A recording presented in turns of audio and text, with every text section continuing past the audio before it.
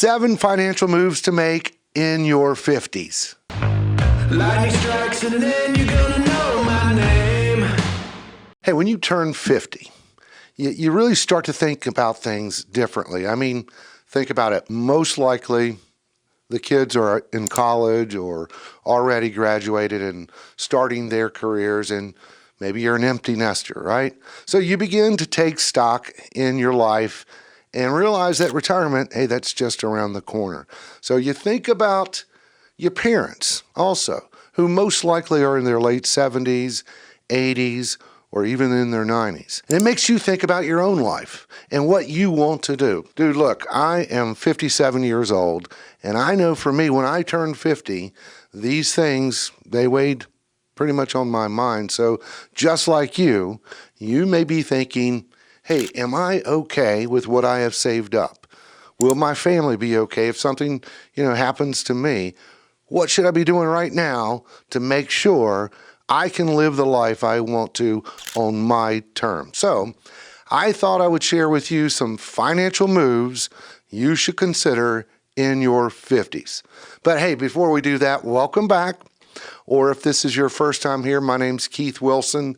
I run a financial planning firm helping people just like you with their personal finance journey. And hey, by the way, why not subscribe to this channel? Give this video a thumbs up. I would really appreciate it. Okay, here are some things to consider doing when you're in your 50s. Number 1, know your number. What I mean by that is, what is it going to take for you to retire at a given age?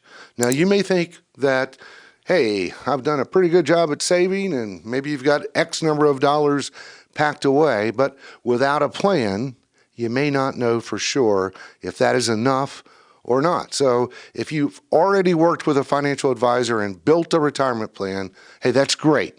But you need to revisit that plan, especially now that you are in your 50s. Look, there have been a lot of changes in retirement with the Secure Act. So you really need to have that plan updated to reflect the tax law changes. And if you don't have a true retirement plan, get one today and make sure you are on track with what you want your retirement to look like. Number 2, check your location of your assets. Now, what I mean by this is, in what type of accounts are your retirement dollars located? Are they all in a traditional 401k or IRA? Do you have money in a Roth or brokerage account? Look, if you have seen my videos before, you know that I like the 3-bucket strategy: tax deferred, tax free, and taxable accounts. And the reason is, you don't know what taxes are going to be like when you retire. So by having a combination of these, it could help in strategically withdrawing money in retirement. So maybe it's time to make some Roth conversions in your 50s, because you need to remember, with each conversion, it carries its own 5-year rule when you are able to access the earnings. So the earlier, the better. And by the way, you may want to check out this video right up here on Roth conversions. Also, at age 50, you're now able to contribute an additional $1,000 to your IRA and an additional $7,500 to your 401k, and that's in 2023. This is called catch-up contributions, so take advantage of that. All right, number 3, have 2 years of income you will need in retirement saved up in cash. So once you know what the number it's going to take to generate the income you want, then you can plan from there. And whatever age you plan to retire, consider this: 5 years before you retire, start to have 2 years of income that you will need in retirement set aside in cash. Why is this?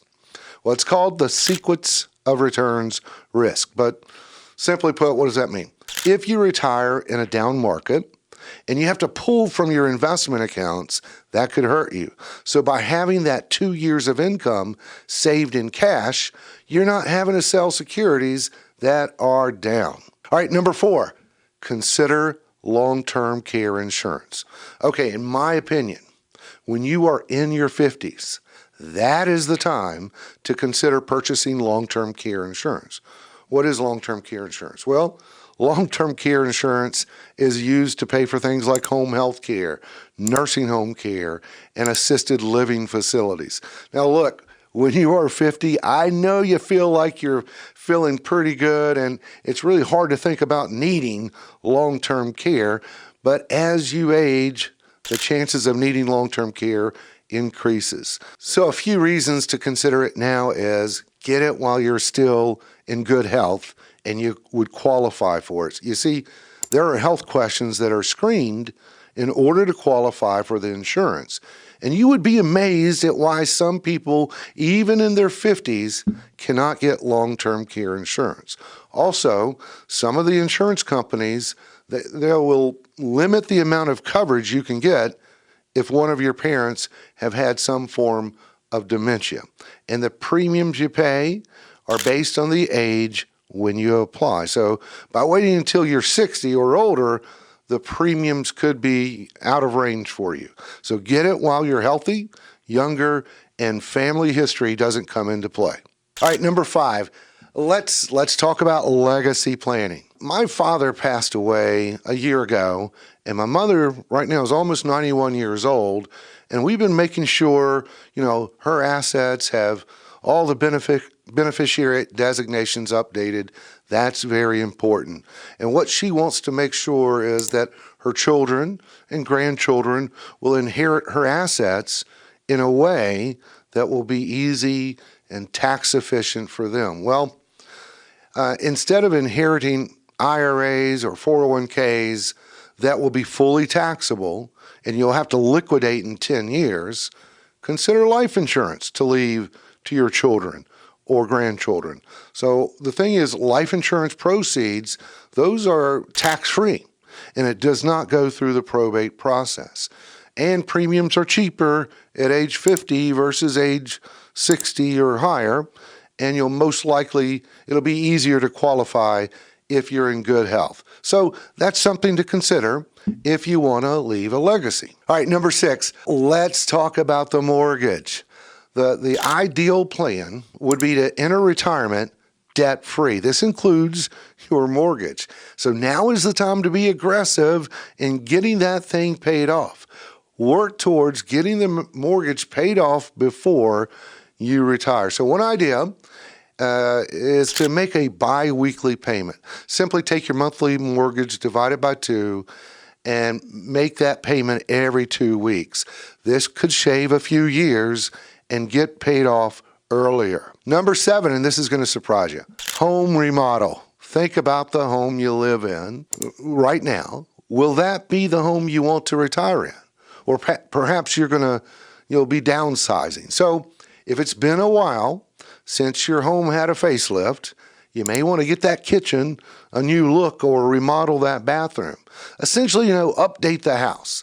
And the reason is, if you will be relocating in the near future, you want to get the house in a sellable position. Don't wait until you're ready to sell. Go ahead, do it now. That way you can enjoy it while you're still living there. And when the time comes to relocate, the house will already be move-in ready. So look, these are a few things to consider doing in your 50s, and it really comes down to having a financial plan in place that addresses all these issues. That way, you can feel confident going forward.